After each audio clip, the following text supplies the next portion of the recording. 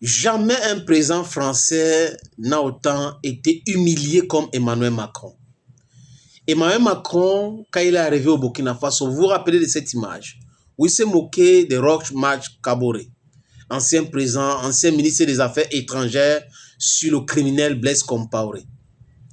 Il est arrivé, il discutait avec les étudiants dans les amphis à Ouagadougou et il y a eu un problème d'électricité. Kaboré est sorti, il a dit qu'il allait réparer la clim. Vraiment, il allait réparer la clim. C'était humiliant pour Kaboré. Mais Emmanuel Macron ne savait pas qu'il était en train de se tirer une balle dans la jambe. Il avait en passant humilié un Africain chez lui et ça n'a pas plu même au détracteur de Kaboré, Roch-Marc Christian Kaboré. Macron aujourd'hui est en train de se mordre le doigt. Parce qu'après le Mali, il y a eu le Burkina Faso. Et il s'est dit, ok, on m'a humilié au Mali. Je vais aller au Burkina Faso. Il arrive au Burkina Faso avec ses troupes. On le chasse encore là-bas. Donc, c'était une autre humiliation. Et quitte dans le Burkina Faso, direction Niger. Il s'est dit, ok, là-bas, vraiment, il y a Bazoum, il n'y aura pas de problème. Bam, il y a une autre humiliation à Mondovision. Et là, c'était très grave. Où Sylvain était l'ambassadeur qui pensait qu'il était le président du Niger, où on le convoque, il dit non, je ne t'en paie pas. Le ministre des Affaires étrangères convoque un ambassadeur, il refuse d'aller parce qu'il est ambassadeur français et tout. Ben, on avait déclaré persona non grata et chassé. Sylvain Itek a été chassé au pied, humilié du Niger. Et là, Emmanuel Macron a commencé à se dire, waouh, il y a un problème. Pourquoi c'est sur moi que ça se passe comme ça? Parce qu'il est stupide. Parce qu'il n'est pas intelligent en tant que politicien.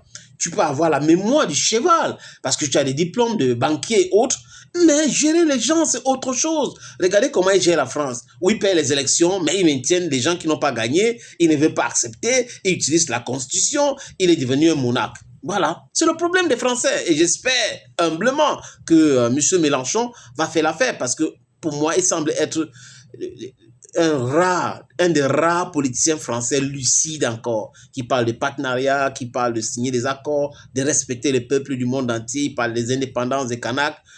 La Nouvelle-Calédonie, c'est une bonne chose. Je salue d'ailleurs en passant tous mes amis Kanaks qui me regardent la France outre-mer, parce que tous ces îles-là devraient avoir leur indépendance et rejoindre l'Afrique, parce que nous sommes en train de penser une association, une alliance AIS pour l'Afrique. Ça doit être l'alliance des États africains, parce qu'il faut balayer cette histoire de l'Union africaine qui ne sert absolument à rien. L'Union africaine qui sert les intérêts de l'impérialisme de la France. Parce que la main qui nourrit, c'est cette main qui dirige. Donc Emmanuel Macron maintenant, au Sénégal, qu'est-ce qu'il dit? Il dit au Sénégal, il y a un monsieur qui arrive et qui me perturbe aussi. Il est un souverainiste. Je me lève, je dis que c'est moi qui ai décidé de retirer les troupes françaises au Sénégal. Il dit non, non, non, non, non, c'est nous qui avons demandé. Et là, c'était humiliant pour Emmanuel Macron. Il essaye de nouer les contacts avec Ousmane Sonko. Sonko ne veut pas. Il ne s'intéresse pas à ça. Il ne veut pas aller en France. Ça ne l'intéresse pas. Et il se dit, ah, ce monsieur, il est un peu difficile. Ce qu'on va faire, il faut utiliser son ami contre lui. Et Bassirou Diomaye Faye, en tant qu'arriviste, en tant que petit justeur, c'était donc facile de le convaincre. Salut les amis, bienvenue sur votre plateforme. Ici, c'est votre humble serviteur, l'homme le plus noir de la terre, Mwana Zambé Ngonywe. Appelez-moi comme ça. Ah oui, je suis l'homme le plus noir de la terre. Si vous n'êtes pas encore abonné ici, abonnez-vous à tous mes frères sénégalais, les Teranga boys, les Teranga filles, les femmes, les garçons, les membres du PASTEF et les autres partis souverainistes au Sénégal. Abonnez-vous ici. Nous devrons défendre le guide de la révolution sénégalaise. Ensemble ici. Ousmane Sonko mérite notre soutien et notre protection. Parce que c'est grâce au peuple qu'Ousmane Sonko va échapper à toutes ces tentatives d'assassinat, de neutralisation politique. Ça ne va pas marcher. Donc, revenons à nos moutons. Rappelez-vous comme si c'était hier. Quand Bassirou Diomaye Faye, le chef de district, parce que Bassirou Diomaye Faye est contrôlé par Ouattara, Ouattara qui est contrôlé par Emmanuel Macron. Donc, si Ouattara est sous-préfet de la France en Côte d'Ivoire et que Bassirou Diomaye Faye reçoit les ordres de Ouattara, ça veut dire quoi? Ça veut dire que le sous-préfet a son subordonné, qui est le chef de district. Donc, Bassirou Diomaye Faye, de mon point de vue, c'est le chef de district de la France au Sénégal, pendant que Ouattara est le sous-préfet de la France en Côte d'Ivoire.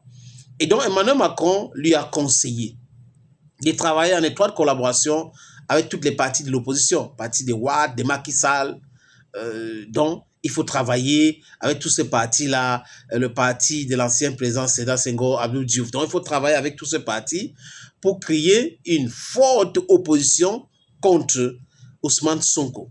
Et dans la tête, c'est si les gars se mettent ensemble, ça sera facile pour lui. Donc, c'est la raison pour laquelle Diomaye est en train d'activer son Diomaye coalition, Diomaye président, coalition Diomaye président. Et avant d'aller au Kenya, pour son histoire de Africa Forward de Emmanuel Macron, que j'appelle Africa Backward, parce que ça ne sert absolument à rien ces réunions-là avec la France, il a fait organiser un meeting où il y avait des opposants au PASTEF, et il les a adressés en visioconférence.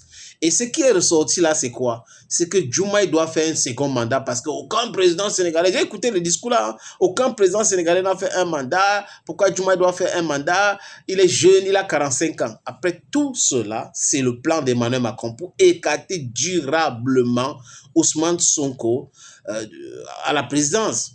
Donc, du coup, il faut trouver une autre équation, c'est-à-dire le fait de vouloir repousser, c'est de le perturber pour qu'il ne devienne pas président en 2029, ça va peut-être faire éclore un autre que les Sénégalais vont croire en lui et il sera donc infiltré parce que la France a détruit toute la classe politique sénégalaise. Sauf le PASTEF qui est arrivé il y a cela 12 ans. Et le PASTEF est arrivé, ils ne savaient pas, ils ont dit que c'est un parti des réseaux sociaux, c'est un parti de ceci, alors que le PASTEF, c'est tout ça. C'est la société sénégalaise qui veut une révolution, qui pense sa souveraineté. Donc, Bassirou Diomaye Faye a été conseillé par M. Macron pour s'éloigner du PASTEF et créer une coalition avec des autres qui ont perdu les élections et gagné ces élections. Et là, ils vont gérer ensemble. Et M. Diomaye Faye a accepté. C'est la raison pour laquelle il a viré donc Ousmane Sonko. Mais est-ce qu'il va prospérer? Je doute fort. Parce que quand je regarde les commentaires au Sénégal, parce que le pays est très avancé en termes de web média, hein, il faut le dire, il faut reconnaître. Quand je regarde les commentaires des Sénégalais, Ousmane Sonko, c'est le choix des Sénégalais en 2029. Donc Emmanuel Macron, qui va partir l'année prochaine, est en train de beating around the bush. Bassirou Diomaye Faye is beating around the bush. He will never succeed. He will try as much as he can, but he will not succeed. Because Ousmane Sonko is protected by the gods of Africa. Ousmane Sonko is protected by the children of Africa. Ousmane Sonko is protected by Senegalese. And the difference between Ousmane Sonko and Bassirou Diomaye Faye or Emmanuel Macron is that Ousmane Sonko speaks to the people in the language they understand best. And then he speaks the truth. Ousmane Sonko is not such a politician who wants to become a billionaire. No, he wants the people to live a free life, to live a comfortable life. A life void of injunction coming from the World Bank, coming from the World Monetary Fund, International Monetary Fund. That is the objective of PASTEF, and that is what Ousmane Sonko stands for.